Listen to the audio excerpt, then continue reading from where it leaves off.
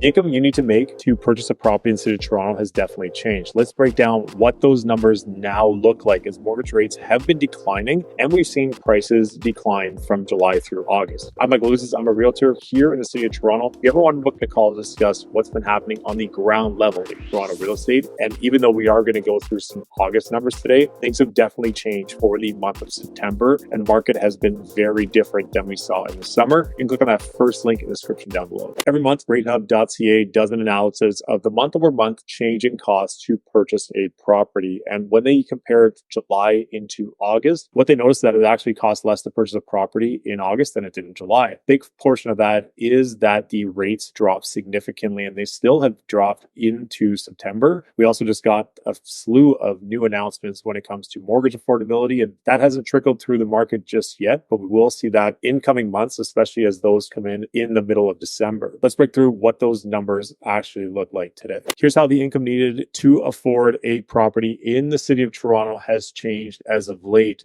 And even though there's little hope of Toronto real estate prices ever lowering to remotely reasonable levels, the latest survey of average home costs with current selling prices, interest rates, property taxes, and more taken into account shows that properties in the city have gotten slightly more affordable over the summer. If you do recall any of these stats or articles that have come out this summer, it was the slowest summer that we've seen in basically 20 years when it comes to sales, and prices definitely reflected that as well. So jumping over to RateHub.ca, they break down every month what the average cost is to purchase a home across Canada. Let's take note of where things are at in Toronto and also look at some other cities across the board. For the city of Toronto, in July, the average sale price for the Greater Toronto area, not only Toronto, so they do blend this in as one, I wish they would have divided a little bit, was $1,097,300. So just under 1.1 million. In August, the average sale price for a property in the Greater Toronto area, just over $1,080,000, which is a $15,000 difference in home price. One interesting note is that in July 2024, the average mortgage rate was about 5.29%, stress test rate 7.29%. So the average income required was just under $209,000 household combined income. In August of 2024, we saw that number decrease to just over $204,000. So just under about a $5,000 difference in income required per year to purchase that same property in August of 2024. One thing that's notable when we do look at these numbers is that even though housing prices dropped, give or take about $15,000 to $20,000 per the purchase price, the income required only dropped about $5,000. So you're looking at about 3 or 4 to 1 on the income required to the housing cost. If this number changes in the other direction, this number will also change in the other direction. If you look across the country, Vancouver came in at the most expensive, just under $1.2 million